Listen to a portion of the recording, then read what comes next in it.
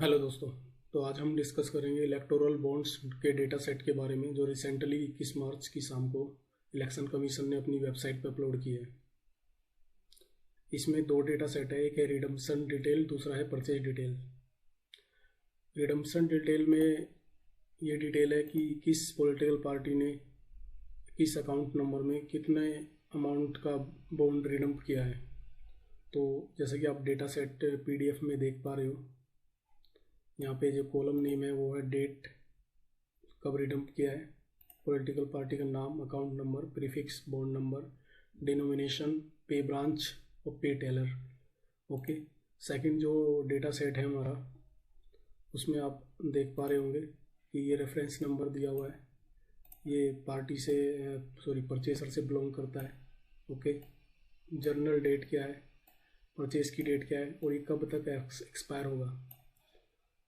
फिर यहाँ पे प्रीफिक्स और बॉन्ड नंबर के दो कॉलम है, डिनोमिनेशन, इशू ब्रांच कोड और इशू टेलर। फिर फाइनल में स्टेटस।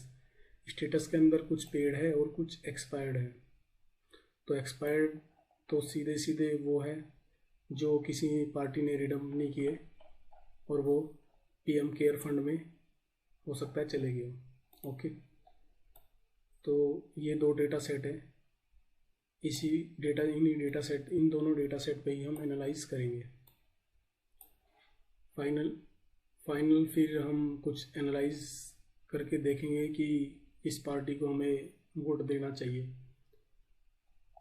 जिससे कि आपको हेल्प मिले। आपको ये वीडियो न्यूट्रल माइंड सेट होकर देखना है। ओके। तो चलते हम अपने गूगल कोलैब में। तो सबसे पहले मैंने कुछ लाइब्रेरी इंपोर्ट की।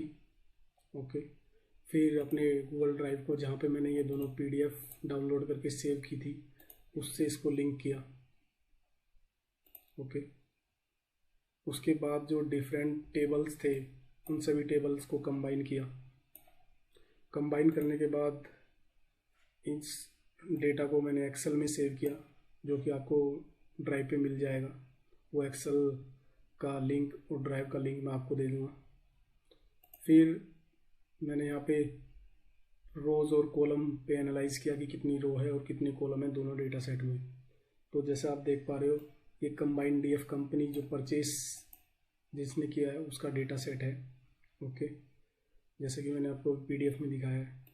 फिर यहाँ पे पार्टी वाइज का डेटा सेट है। फिर उसके बाद हम यहाँ कॉलम के नाम देख सकते हैं, ये सब कॉलम के नाम है दोनों डेटा सेट में। फिर हमने यहाँ पे कुछ ऑब्जर्वेशन दिया है कि दोनों में जो कॉमन कॉलम है वो serial number, prefix, board number, denomination, ये दोनों में कॉलम जो है वो कॉमन है। फिर कुछ अननेसेसरी कॉलम डिफाइन किए क्योंकि ये हमारे एनालिसिस में कोई यूज़फुल नहीं होंगे, जैसे serial number, reference number, journal date, issue branch code, issue teller. Okay. इसके बाद दूसरे डेटा सेट में जो पॉलिटिकल पार्टी वाइज है उसमें भी सीरियल नंबर, अकाउंट नंबर उनका, पे ब्रांच कोड, पे टेलर, ये सब कॉलम हमारे लिए यूज़फुल नहीं है, इसलिए हम उनको रिमूव कर देंगे डेटा से। फिर हम देखते हैं कि यूनिक वैल्यू जो डेटा सेट में है, जो मेरे यहाँ पे हमने बेसिकली एक फंक्शन डिफाइन किया है, जो कि जो डेटा सेट है, जो PD है, उसके अंदर हमें यूनिक वैल्यू ईच कॉलम में निकाल के लेके आएगा। तो ये फंक्शन को मैंने फिर कॉल किया यहाँ पे, और यहाँ पे अपना DF जो है वो डाला कंपनी वाइज जो डेटा था, परचेसर हम कह सकते हैं क्योंकि उसमें इंडिविजुअल भी इंक्लूड है। तो जो परचेसर वाला डेटा था वो हमने यहाँ पे डाला। तो हमें यहाँ पे देखने को मिल रहा है कि सीरियल नंबर 18871 है, रेफरेंस नंबर की यूनिक वैल्यू इतनी है, जनरल डेट की इतनी है। ओके। और यहाँ पे मेन पॉइंट क्या है, name of the purchaser. Total जो यूनिक वैल्यू निकल के आई है वो 1320 निकल के आई है इस डेटा सेट के अकॉर्डिंग। और अगर हम बोर्ड नंबर की बात करें तो बोर्ड नंबर यूनिक होना था, यानी कि इससे मैच होना था, बट ये दोनों में डिफरेंस है। तो हो सकता है कि जो बोर्ड नंबर है, यहाँ पे आप नंबर कम देख पा रहे हो लेकिन जो रोज़ है वो ज़्यादा है। इसका मतलब क्या हो सकता है कि बोर्ड नंबर डुप्लीकेट होंगे। तो हमने बाद में चल के इसको दोनों को मर्ज किया है, प्रीफिक्स और बोर्ड नंबर, जो कि हमें एक यूनिक नंबर देता है जिससे हम दोनों डेटा सेट को कंबाइन करेंगे। ओके, फिर यहाँ पे आप देख पा रहे हो दूसरे डेटा सेट में जो पॉलिटिकल पार्टी का जो डेटा था उसमें देख पा रहे हो कि 20,421 रोज़ है। ओके, 230 यूनिक डेट है, 24 यूनिक पार्टी है। पॉलिटिकल पार्टी ज़्यादा नहीं है, इजी हो जाएगा एनालाइज करना। ओके, तो अकाउंट नंबर भी 24 ही है, तो इससे हम कह सकते हैं इन दोनों में कोई वेरिएशन निकल के नहीं आया। ओके, लेकिन यहाँ पे भी आप देख पा रहे हो बोर्ड नंबर कम है, तो इसका मतलब इसमें भी डुप्लीकेट वैल्यू है। ओके, तो यहाँ पे आप चीज़ देख पा रहे हो, ऑब्जर्व किया हो कि यहाँ पे जो प्रीफिक्स है वो भी 5 है, यहाँ पे डिनोमिनेशन 5 है। तो ये प्रीफिक्स और डिनोमिनेशन आपस में लिंक है। मैं बताता हूँ कैसे आगे चल के। जैसे कि यहाँ पे आप टीटी प्रीफिक्स में जो टीटी है उसका मतलब है 10,000, जो भी डायरेक्टली डिनोमिनेशन से लिंक है। टीएल का जहाँ पे मतलब है 10 लाख, ओटी का मतलब है 1,000। मैं आपको एक बार दोबारा डेटा सेट दिखा देता हूँ। यहाँ पे आप देख पा रहे हो टीएल का मतलब 10 लाख, ओएल का मतलब 1 लाख, ओसी का मतलब 1 करोड़। ओके, तो ये डायरेक्टली डिनोमिनेशन से लिंक है, बट हम इसे बॉन्ड नंबर के साथ कंबाइन करेंगे जो कि हमारा एक यूनिक बॉन्ड नंबर बनाएगा, जिससे कि हमें ये इजी फाइंड करने में इजी होगा कि जो एक पर्टिकुलर परचेसर है उसका बॉन्ड नंबर समझो टीएल ये है 11,448। ओके, तो टीएल 11,448 ये एक यूनिक बनाएगा और ये इसको हमें फाइंड करना होगा इसमें। तो जहाँ पे भी हमें मिला होगा ये उसी की एंट्री होगी, उसी से रिलेट कर रहा होगा। ओके, तो इससे हम कंबाइन कर सकते हैं दोनों डेटा सेट को। ठीक है, इसके बाद हमने कुछ क्लीनिंग की है कॉलम पे। जैसे कि यहाँ पे हमने ये जो कॉलम है ये टेक्स्ट कॉलम है, डेट वाले जितने भी थे वो टेक्स्ट में थे, इसलिए हमने उसको डेट वाले कॉलम में कन्वर्ट किया है, उसका टाइप चेंज कर दिया है, डेट कॉलम कर दिया है। ओके, फिर हमने एक न्यू कॉलम बनाया मंथ वाइज, जो कि मंथ वाइज रिडम कॉलम है। यहाँ पे हमें मंथ वाइज जो डेटा है वो लेके आना था, इसलिए हम मंथ वाइज हमने इसको स्प्लिट किया और एक न्यू कॉलम बना दिया। ऐसे ही हमने ईयर के लिए बनाया। फिर हमने बॉन्ड नंबर को, जो हम बॉन्ड नंबर है हमारा वो ये था इंटीजर। ओके, उसको हमने स्ट्रिंग में कन्वर्ट किया है। ओके, दोनों ही डेटा सेट के लिए, परचेसर वाले के लिए भी और पॉलिटिकल पार्टी जिसने रिडम किया है उसके लिए, दोनों डेटा सेट के लिए हमने ये बोर्ड नंबर का कॉलम एसटीआर में कन्वर्ट किया है, जिससे कि हमें जो दो कॉलम थे प्रीफिक्स और बोर्ड नंबर के, उन दोनों को मर्ज करने में आसानी हो। क्योंकि अगर मैं स्ट्रिंग को इंटीजर पे मर्ज करूँगा तो वो एरर शो करेगा, इसलिए ये कन्वर्ट किया है। ओके, फिर है कंबाइंड डीएफ डिनोमिनेशन का एक कॉलम हमने क्रिएट किया है। सॉरी, इसका हमने जो ये डेटा था ये स्ट्रिंग में था, हमने इसको इंटीजर में कन्वर्ट किया, क्योंकि हमें जो बेस्ड होगा, जिस पे हम एनालाइज करेंगे, जिसके बेस पे हम एनालाइज करेंगे वो यही कॉलम है डिनोमिनेशन। तो इसको हमने इंटीजर में कन्वर्ट किया। पहले हमने कोमा को रिप्लेस किया, फिर इंटीजर में इसको कन्वर्ट किया। ये दोनों ही डेटा सेट में किया है। ओके, फिर हमने एक न्यू जो कॉलम है वो हमने बनाया, उसमें हमने प्रीफिक्स और बोर्ड नंबर को मर्ज किया, दोनों ही डेटा सेट के लिए। ओके, फिर हमने कुछ अननेसेसरी कॉलम जो हमें रिमूव करने हैं वो डिफाइन किए दोनों डेटा सेट के लिए, और फिर हमने वो दोनों डेटा सेट से रिमूव कर दिए। उसके बाद दोनों डेटा सेट को हमने बॉन्ड नंबर पे, जो हमने कंबाइन किया था प्रीफिक्स और बॉन्ड नंबर, उसके बेस पे हमने दोनों डेटा सेट को कंबाइन कर दिया है। फिर उसके बाद जो हमारा जो डिनोमिनेशन थे उसमें दो कॉलम थे, तो एक परचेसर का था, दूसरा पॉलिटिकल पार्टी वाइज था। तो दो कॉलम हमारे क्रिएट हो गए थे, एक्स और वाई। उन दोनों कॉलम को हमने मर्ज किया एक सिंगल कॉलम में, मर्ज डिनोमिनेशन के नाम से, और फिर इन दोनों कॉलम को भी हमने डिनोमिनेशन एक्स और वाई को रिमूव कर दिया मर्ज वाले डेटा सेट से।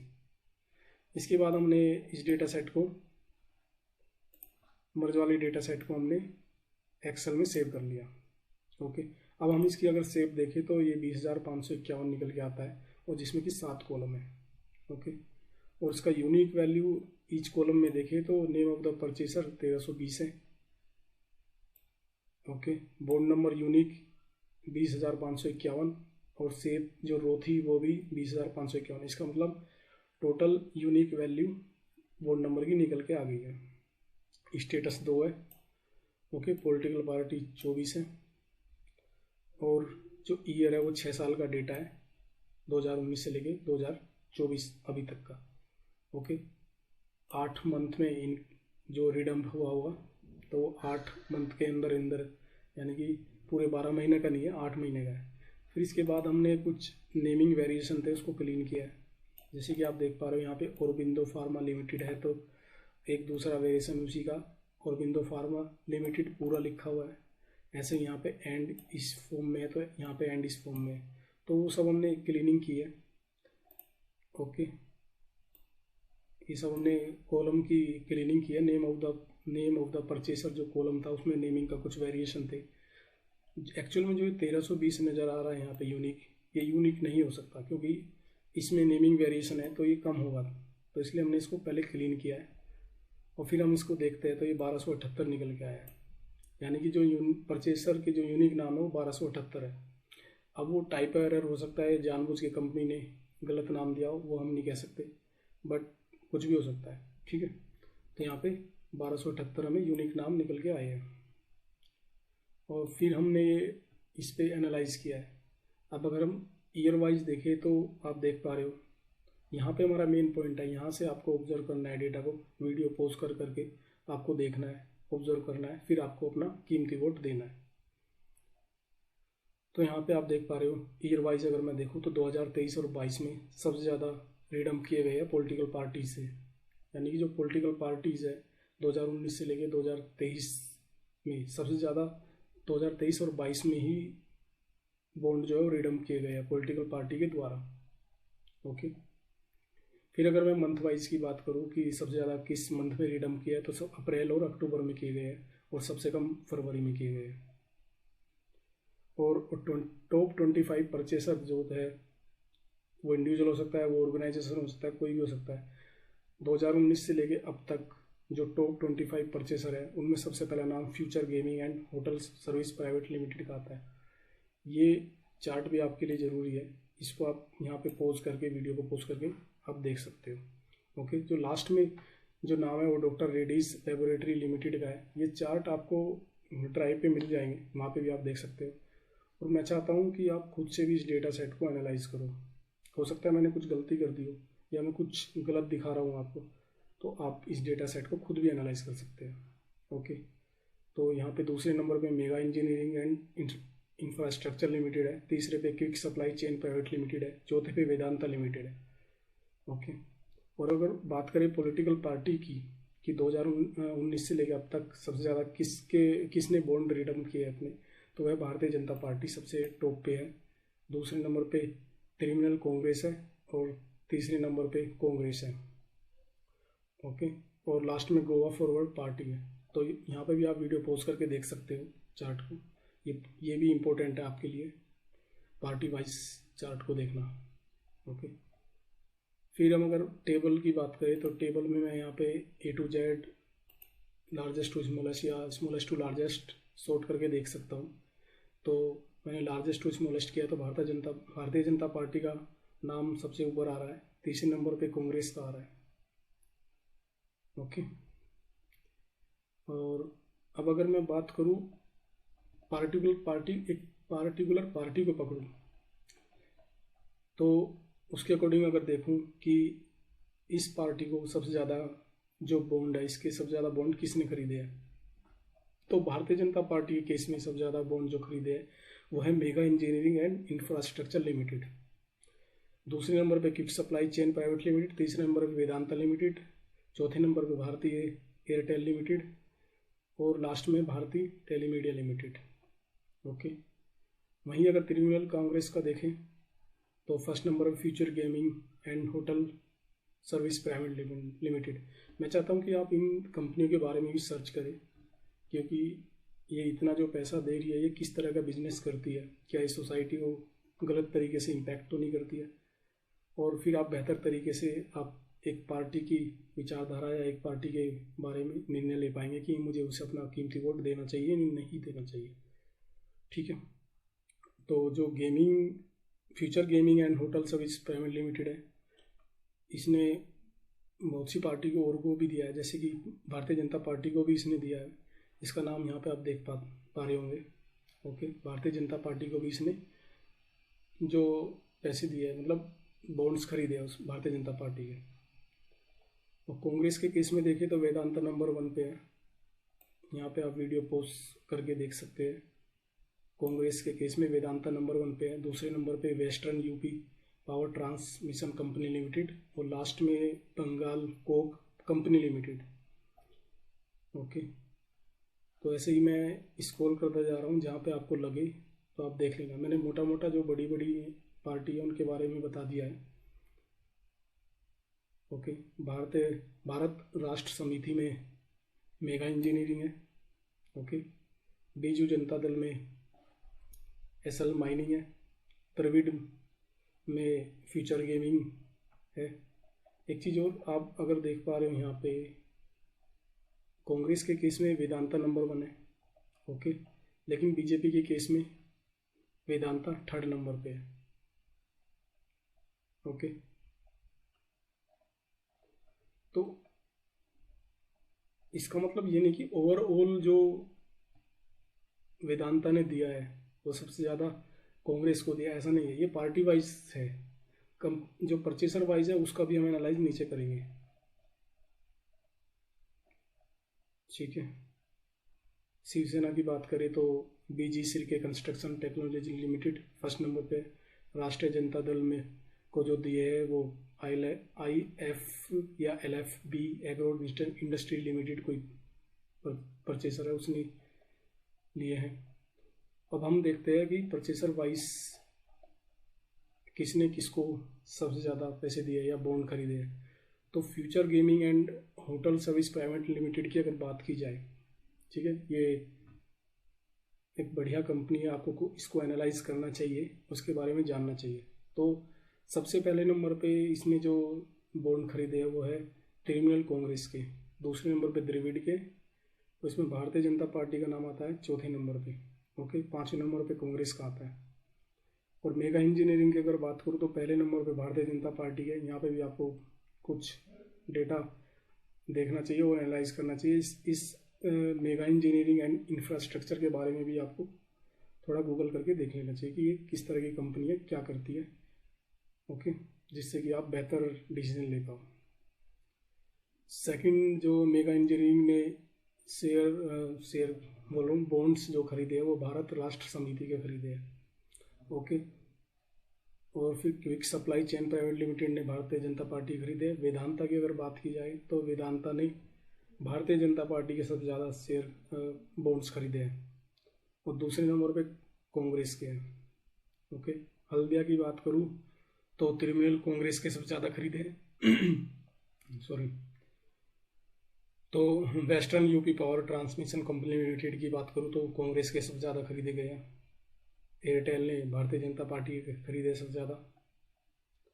ओके, तो ये था एनालिसिस, बेसिक एनालाइज जो डेटा ECI ने अपलोड किया है, इलेक्शन कमीशन ऑफ इंडिया ने अपनी वेबसाइट पे अपलोड किया है।